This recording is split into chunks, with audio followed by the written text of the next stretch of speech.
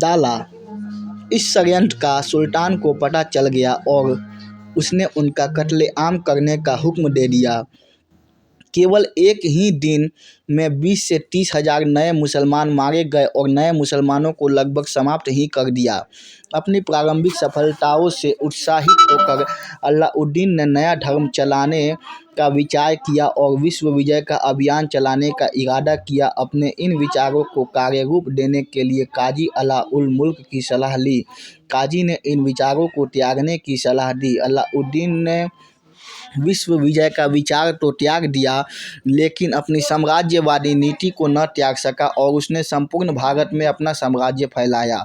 1297 ईस्वी में अलाउद्दीन ने उलग खान और नुसरत खान के नेतृत्व में एक बड़ी सेना गुजरात विजय के लिए भेजी। इस समय गुजरात पर बघेल राजपूत राय करणदेव का शासन था।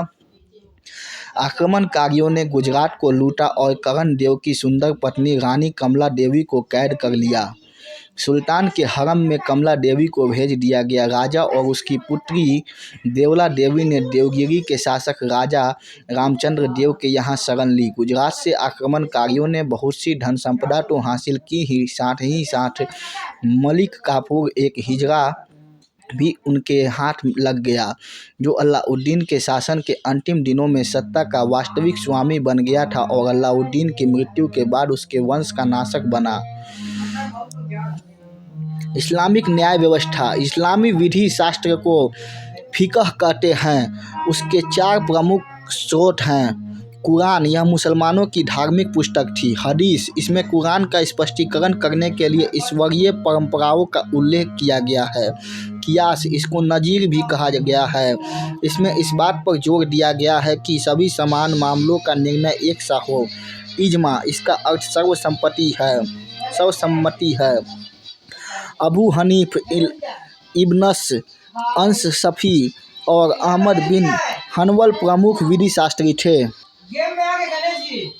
गुजरात पर अधिकार करने के पश्चात अलाउद्दीन की निगाहें रणथंबोर की ओर मुड़ गई। रणथंबोर पर पहले भी कुतुब उद्दीन ऐबक और इल्तुतमिश अधिकार कर चुके थे, लेकिन राजपूतों ने उस पर पुनः अपना अधिकार कर लिया। जब अलाउद्दीन खिलजी ने 1299 ईस्वी में रणथंबोर पर आक्रमण किया, उस समय वहां पर राणा हमीर देव का शासन था। राणा का अपराध यह था कि उसने कुछ नए मुसलमानों को शरण दी थी।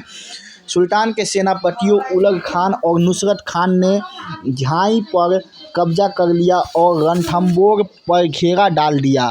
राजपूतों ने उन्हें खदेड़ दिया और नुसरत खान मारा गया। तब अलाउद्दीन स्वयं युद्ध के लिए गया।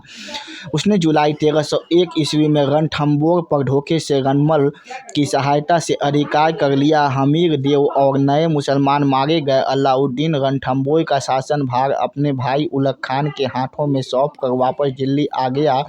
इसके पश्चात अलाउद्दीन ने मेवाड़ के शासक राणा रतन सिंह पर आक्रमण किया।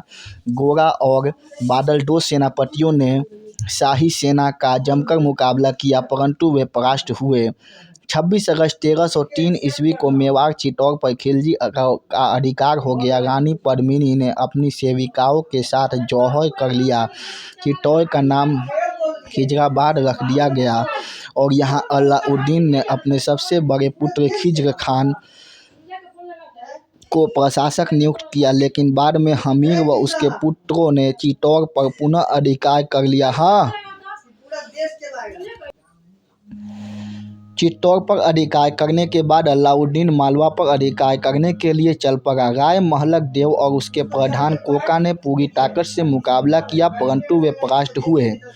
1305 ईस्वी में अलाउद्दीन का मालवा पर अधिकार हो गया और उसने आइन उल मुल्क को मालवा का सूबेदार नियुक्त किया। इसके पश्चात अलाउद्दीन ने उज्जैन, मांडू, धार और चंदेरी पर अधिकार कर लिया। इस प्रकार लगभग संपूर्ण उत्तर भारत पर अलाउद्दीन का अधिकार हो गया। उत्तर भारत पर अधिकार कर लेने से ही अलाउद्दीन को संतोष नहीं हुआ। साम्राज्यवादी प्रकृति के कारण उसने दक्षिण भारत की ओर अपने कदम बढ़ाए। दक्षिण में उसने 4 राज्यों देवगिरी, तेलंगाना, होयसाल और मैसूर पर आक्रमण किए। मार्च 1307 ईस्वी में मलिक काफूर ने मलिक काफूर के नेतृत्व में एक सेना देवगिरी के शासक राजा रामचंद्र के विरुद्ध भेजी गई, क्योंकि उसने 3 साल से नजराना देना बंद कर दिया था और गुजरात के शासक राणा करण देव को उसने शरण दी थी। ख्वाजा हाजी से सहायता लेकर मलिक काफूर मालवा होता हुआ देवगिरी पहुंचा। रामचंद्र देव अधिक विरोध न कर सका और संधि करने के लिए मजबूर हो गया। रामचंद्र देव को दिल्ली भेज दिया गया, जहां उसके साथ अच्छा व्यवहार हुआ। 6 माह बाद उसे पुनः देवगिरी सौंप दिया गया। राय करण देव की पुत्री देवला देवी को गिरफ्तार कर गुजरात का सूबेदार आलप खान दिल्ली ले गया, जहां खिज्र खान से उसका विवाह हो गया।